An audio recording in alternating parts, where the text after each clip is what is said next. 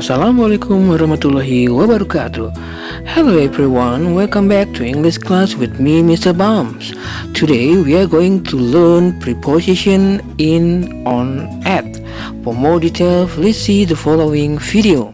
Halo semuanya, selamat berjumpa kembali dengan saya Mr. Bums dalam kelas bahasa Inggris. Hari ini kita akan membahas satu materi baru tentang prepositions in, on, at. Untuk lebih jelasnya, mari kita simak penjelasan video berikut ini.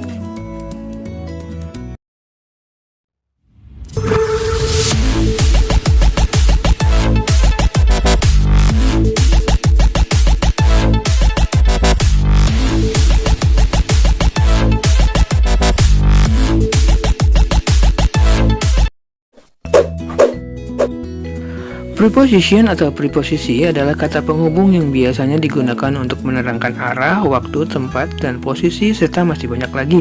Preposisi yang paling sering digunakan dalam berbagai kalimat adalah on, in, dan at.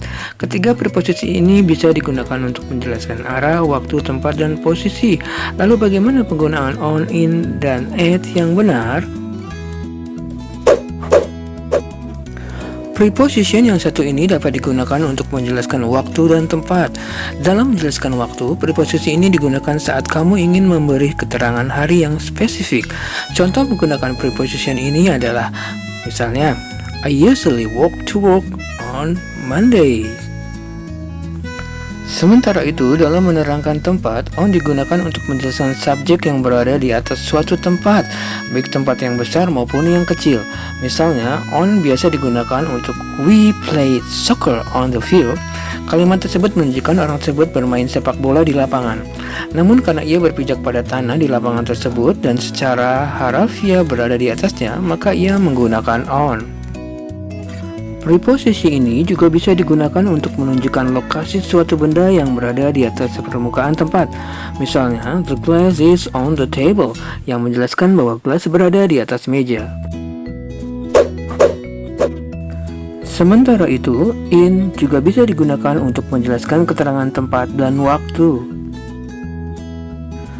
Biasanya, dalam menerangkan waktu, in digunakan untuk menjelaskan bulan. Misalnya, I was born in November, atau he left for school in September. Selain untuk menjelaskan tentang bulan dalam setiap tahun, cara menggunakan preposition ini adalah dengan menerangkan musim.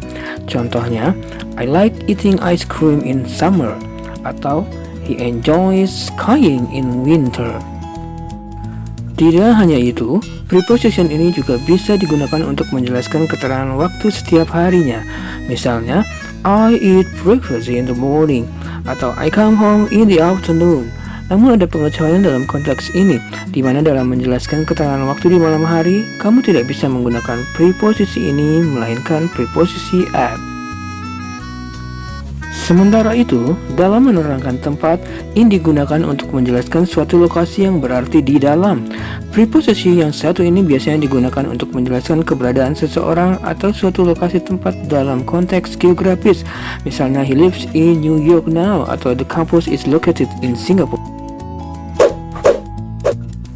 Tujuan dari preposition yang satu ini adalah menerangkan tempat dan waktu yang lebih spesifik. Misalnya, dalam menerangkan waktu, at digunakan untuk menjelaskan suatu hari dengan jam yang sudah pasti. Contohnya, I have a meeting at 7 a.m. Hal ini juga terjadi pada saat at digunakan untuk menerangkan suatu tempat atau lokasi. At akan menjelaskan tempat yang sudah spesifik, bukan hanya sekedar negara atau kota.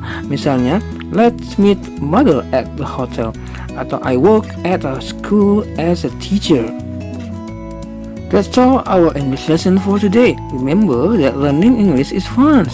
Keep on practicing so your English will be good and you can speak English very well. Thank you for watching this video. See you next time. Wassalamualaikum warahmatullahi wabarakatuh. Bye.